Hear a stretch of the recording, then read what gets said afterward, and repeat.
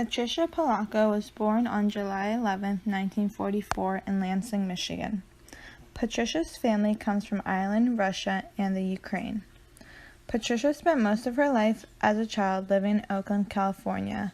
Patricia has 2 children and lives in Union City. Patricia earned her bachelor's degree, master's, and PhD degree in art and art history.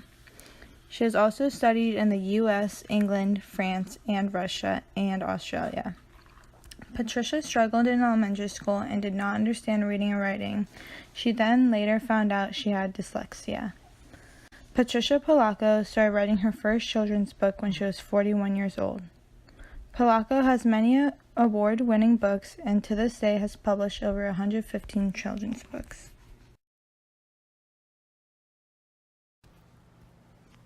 Although Patricia Polacco has won over 20 awards for her books, I have highlighted the awards I thought were extra special. Her books, Babushka's Doll in 1990 and Chicken Sunday in 1992, won the Commonwealth Club of California recognition of excellence. Chicken Sunday also won several additional awards in 1992. The Society of Children's Books and Writers and Illustrators awarded her with the Golden Kite Award for illustration, while the Boston area educators awarded the Children's Literature and Social Responsibility Award to her. 3 of her books won the Parents' Choice Honors Award. This award is presented to the very best products for children of different ages, background, and a variety of skills and interest levels. The books were Some Birthday, Video Dream Keeper, and my personal favorite, Thank You, Mr. Fokker. Her book, My Rotten Red-Headed Older Brother, was awarded 2 different awards, the first in 1996 with the Children's Book Award, then in 1997 with the Show Me Readers Award. In 1998, she was awarded with the Humpty Dumpty Award. And lastly, in 1990, Patricia Polacco was awarded with the Santa Clara Reading Council and Authors Hall of Fame. Patricia Polacco's life is woven into her books. Being the granddaughter of Russian, Jewish, and Irish immigrants, her stories tell many traditions from listening to her grandparents' and father's storytelling. For example, in Rashenka's Eggs, the main character is her Russian grandmother, her babushka. The old Russian woman elaborately decorates eggs in the story, just like her grandmother taught her as a child. Her illustrations show authentic Russian and Jewish faces, beards, and clothing as in the keeping quilt. She tells Jewish ceremonial traditions for engagement, weddings, and birth customs. A gold coin for wealth, a dried flower for love, and salt so their lives would have flavor.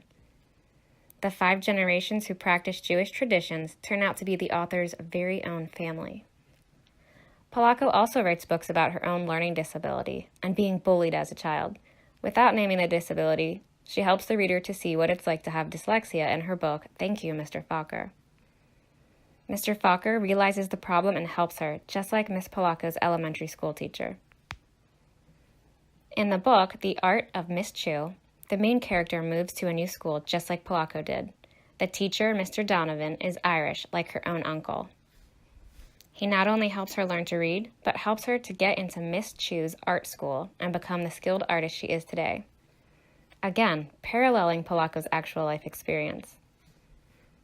In another book, Junkyard Wonders, the main characters were her actual real-life classmates. Patricia's life experiences and rich family heritage completely influence her work.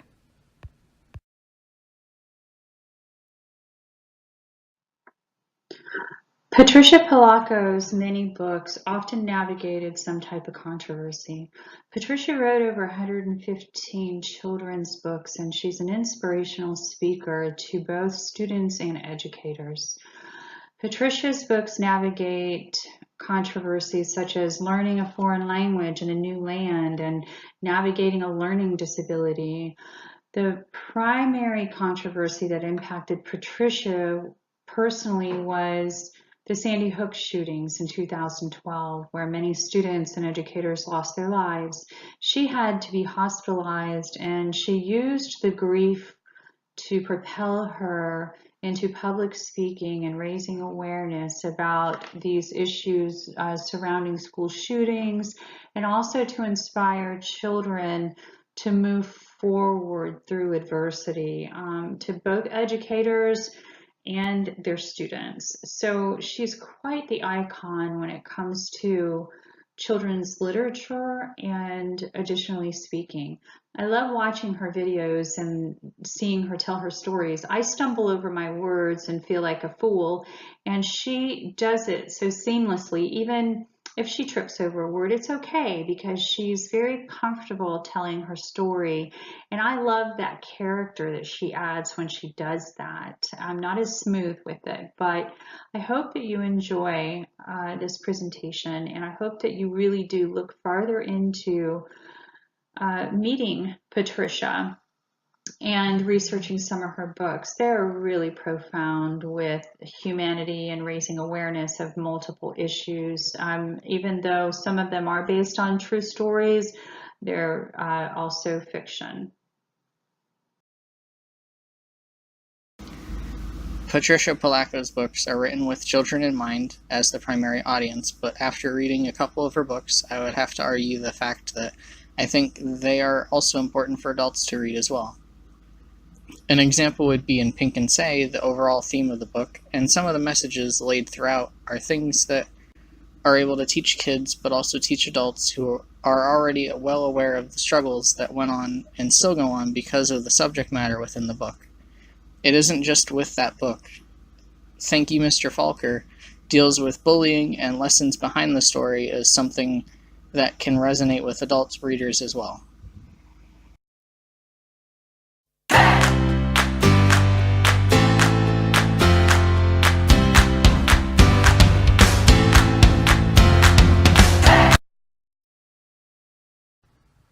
The Blessing Cup is a story about a poor Jewish family living in Russia around the 1900s and centers around a beautiful tea set that the great-grandmother received for a wedding gift.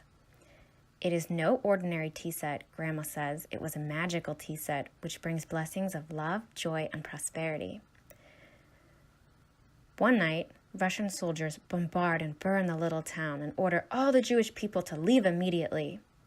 With only time to pack a few belongings into an old wagon, the family leaves on their journey. To find out how the grandmother's tea set becomes magical, you'll have to read the book. I recommend this book to children and adults. You will be drawn in by the hand-sketched illustrations, genuineness of the characters, and the strength and courage of their Jewish heritage.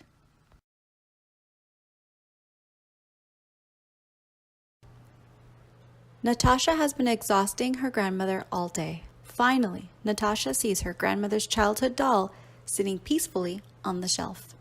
Here's a sneak peek of what happens in the book. "May I hold the doll?" "Just for a little while," said Natasha.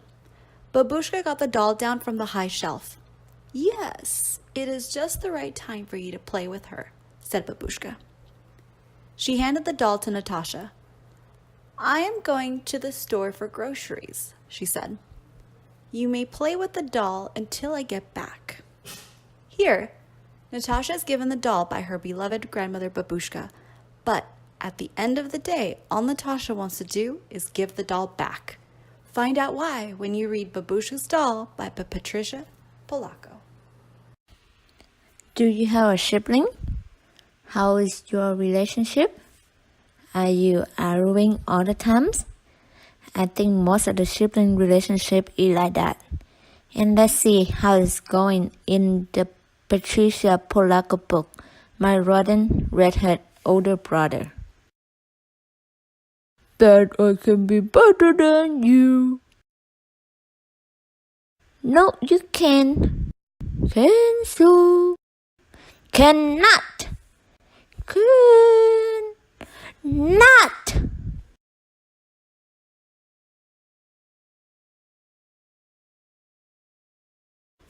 That I can drink more than you can. I don't think so. I do.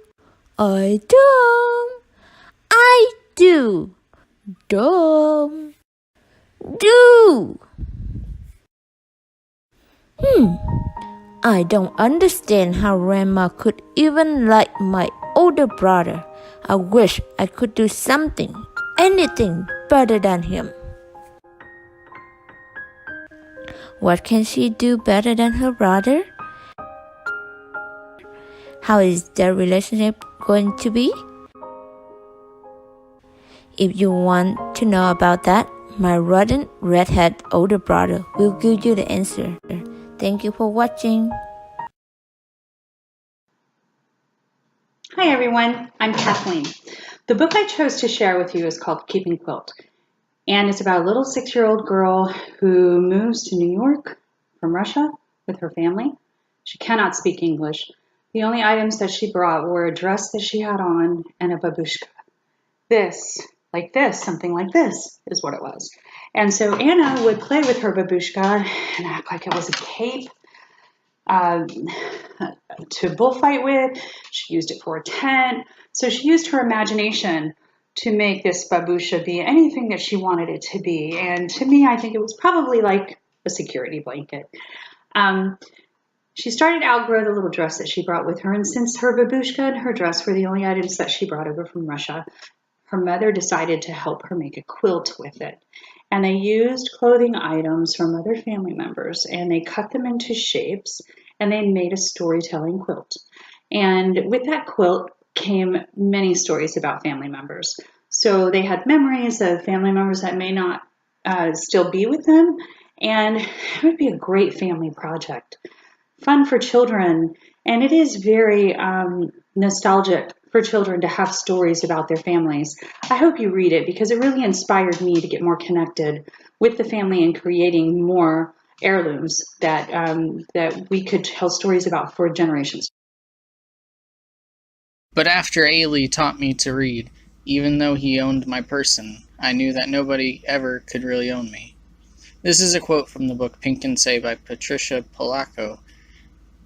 The book takes place primarily during the Civil War and follows 2 Union soldiers, Sheldon Say Curtis and Pink Ailey, just after Say had been wounded in an unspecified battle. Pink finds Say in a bad shape and manages to carry him to where he had been born into slavery. Pink and his mother, who decided to stay behind, help nurse Say back to health. Pink's goal is for them to eventually return to the war, while Say wishes to do anything but go back to the fighting. The two learn about one another and even come to think of themselves as family, along with Pink's mother, who treats Say just like she would a son. I really liked the book because it covers multiple topics that aren't traditionally covered in a children's book. I thought the author did a good job conveying the message that she wanted to put out there with the publication of this book, and like other books in her repertoire, she takes a piece of her life and puts it into her writing, which adds a nice personal touch to it. On a scale of 1 to 10, I would have to rate the book a solid 9 out of 10, and a strong recommendation to children and adults alike because it is one of those stories that can grab anyone's attention. Just Plain Fancy by Patricia Polacco. Just Plain Fancy is an award-winning storyteller about 2 Amish girls, Ruth and Naomi. Naomi is always complaining about her basic and plain life. She is upset there is nothing new and exciting, and she wants something fancy in her life. However, since she is Amish, having something fancy is frowned upon. Soon enough, Naomi and Ruth find an egg on the side of the road. They place the egg in a hen's nest and hope for it to hatch. One day it hatches, and the girls name it Fancy and decide to keep the bird a secret from the grown-ups. On a very special day that the elders have organized in their community, Fancy escapes. She is running around loose and showing everyone her peacock feathers. Ruth and Naomi are so scared because they have been keeping Fancy a secret. Everyone is in shock at how beautiful Fancy is, and turns to Naomi to tell her that she has done a great job taking care of the bird. The story teaches readers that sometimes fancy is acceptable.